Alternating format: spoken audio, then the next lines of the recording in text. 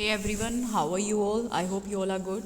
See students, chapter number 6 cash flow statement is running and today we discuss about the illustration number 9. So the equation is net profit of Philips Limited after appropriation was 2,50,000 and this profit was arrived at after taking into consideration the following items. Depreciation on fixed tangible assets 20,000, loss on sale of fixed tangible assets 2,000 and goods written off 9,000. Provision for taxation 35,000, transfer to general reserve 17,500 and gain on sale of fixed asset 8,000. Now some adjustments are also given. सबसे पहले हमारा जो point रहता है बच्चों, मैंने आप लोगों को बताया कि जब भी हम cash flow from operating activity, हम जब ऑपरेटिंग एक्टिविटी से कैश फ्लो कैलकुलेट करते हैं तो सबसे पहले हमें चाहिए नेट प्रॉफिट बिफोर टैक्स. क्या आपको क्वेश्चन की इक्वेशन में कहीं पे भी नेट प्रॉफिट बिफोर टैक्स दिख रहा है? Is there any information regarding that? नहीं, हमें direct net profit before tax question में नहीं गिवन है, लेकिन हाँ हमें कुछ एक इन्फॉर्मेशन गिवन है जिसकी मदद से हम नेट प्रॉफिट बिफोर टैक्स जो है वो कैलकुलेट कर सकते हैं. मैंने आप लोगों को एक परफॉर्मा, एक चार्ट जो है वो बनवाया था. आई होप आप लोगों को लर्न होगा और आप लोगों ने उसे अच्छे से नोट किया होगा. तो जो भी इन्फॉर्मेशन आपके पास है, हमें यहाँ पर बच्चों इन्होंने नेट प्रॉफिट आफ्टर एप्रोप्रिएशन दिया हुआ है. आपको क्वेश्चन में स्टेटमेंट में शुरू में ही 2,50,000 जो है वो नेट प्रॉफिट दिया हुआ था. अब हमें पता है कि हमें इसके अंदर कुछ एक इन्फॉर्मेशन ऐड लेस करनी होती है. अब ऐसे में हमारे पास प्रोविज़न फॉर टैक्स जो है वो है और ट्रांसफ़र टू जनरल रिजर्व भी है, जो कि हम क्या करते हैं नेट प्रॉफिट आफ्टर एप्रोप्रिएशन के अंदर ऐड करते हैं. तो इन्हें आप ऐड कर दीजिएगा तो हमारे पास नेट प्रॉफिट बिफोर टैक्स आ जाएगा जो कि होगा 3,02,500. वैसे ये आपको यहाँ पर वर्किंग नोट में भी दिखाया गया है. C net profit and add provision for tax and add to general reserve, right. तो 3,02,500. ऑल राइट बच्चों. आफ्टर दैट अब हमें चाहिए, अब हमें नॉन कैश आइटम्स को यहाँ पर सेलेक्ट करना है, नॉन ऑपरेटिंग आइटम्स को हमें ढूंढना है. और आइए देखते हैं कौन कौन सी है. सबसे पहले है जी डेप्रीशिएशन.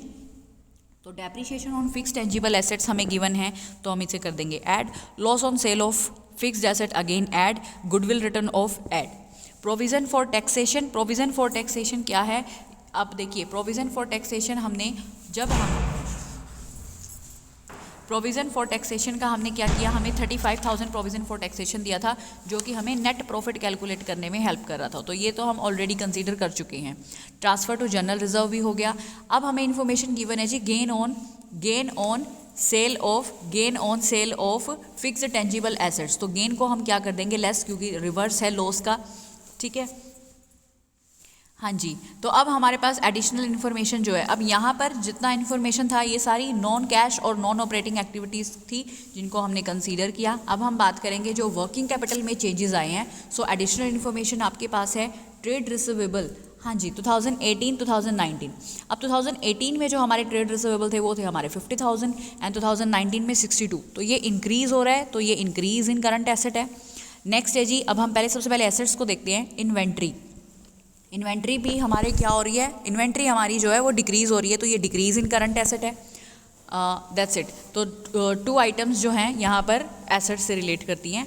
अब हम बात करते हैं लाइबिलिटीज़ की. लाइबिलिटीज़ यहाँ पर ट्रेड पेबल है 45 एंड इन 2019 55. तो ये क्या हो रहा है हमारा, ये हमारा 45 से 55 क्या हो गया, इंक्रीज़ हो गया. सो इंक्रीज़ इन करंट लाइबिलिटी हो रही है. After that income received in advance. 8,000 था. अगेन जो सबीना का डाउट था यहाँ पे, आई थिंक वो अब इनको क्लियर हो गया होगा कि इनकम रिसीव्ड इन एडवांस 8,000 से अब आज के दिन इसका वैल्यू 0 हो गया है.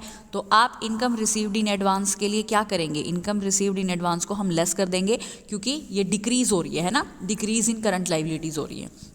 सो स्टूडेंट्स ऐड कौन कौन सी आइटम होंगी, इन्वेंट्री ऐड हो जाएगी, ट्रेड पेबल्स ऐड हो जाएंगे. और लेस कौन कौन सी आइटम होंगी, trade receivable, prepaid expenses, outstanding expenses और इनकम रिसीव्ड इन एडवांस जो हैं वो लेस हो जाएंगी. जो भी हम लेस करेंगे उन्हें हम ब्रैकेट्स में शो करेंगे. आफ्टर दैट हमारे पास जो है वो फिगर आ जाएगी. अब देखिए, अब क्या आपके पास कोई और इन्फॉर्मेशन है? हाँ जी, हमारे पास यहाँ पर एडिशनल इन्फॉर्मेशन में जो भी इन्फॉर्मेशन गिवन है उसके अलावा हमें जो इन्फॉर्मेशन गिवन थी, आई थिंक अब हमारा कुछ भी मिसिंग नहीं है. तो ऐसे में आप ये देखिए, क्या हमने जब हमने net profit before tax calculate किया था तो हमने एक चीज़ को कंसीडर किया था, टैक्स को, राइट। तो अब आपका वो जो टैक्स था वो हमें यहाँ पे भी चाहिएगा। हमें क्या करना होता है, हमें अगर हम कोई टैक्स पे कर रहे हैं तो ऐसे में हमें उस टैक्स को लेस करना था। अगर रिफ़ंड होता, इन्फॉर्मेशन गिवन होती, तो फिर हमारी एडजस्टमेंट एंट्री कुछ और होती। लेकिन हमें यहाँ पर रिफ़ंड के बारे में नहीं बोला हुआ है, तो इट मीन्स हमने क्या करना है, हमने टैक्स पे करना है। तो अगर आप टैक्स पे कर रहे हैं तो वो आपका ऑपरेटिंग एक्टिविटीज़ के कैश को रिड्यूस कर देगा, कम कर देगा। तो हम टैक्स को क्या कर देंगे, यहाँ पर लेस कर देंगे। So net cash from operating activity जो होगा वो अमाउंट कितना आ जाएगा, 2,76,500। सो स्टूडेंट्स, आप लोगों का होमवर्क रहेगा कि ऑपरेटिंग एक्टिविटी से जितने भी आपके न्यूमेरिकल बनते हैं वो आपने ट्राई करने हैं, ठीक है जी। और हम नेक्स्ट हमारी जो लाइव क्लास होगी, लाइव क्लास में हम लोग आपकी अगर प्रॉब्लम्स है तो प्रॉब्लम भी ले लेंगे ऑपरेटिंग एक्टिविटी से रिलेटेड, अदरवाइज़ हम लोग बात करेंगे इन्वेस्टिंग एक्टिविटी से रिलेटेड क्वेश्चंस की, न्यूमेरिकल्स की, फॉर्मेट की। ओके, तो मिलते हैं लाइव क्लास में। Till then students, bye bye, take care.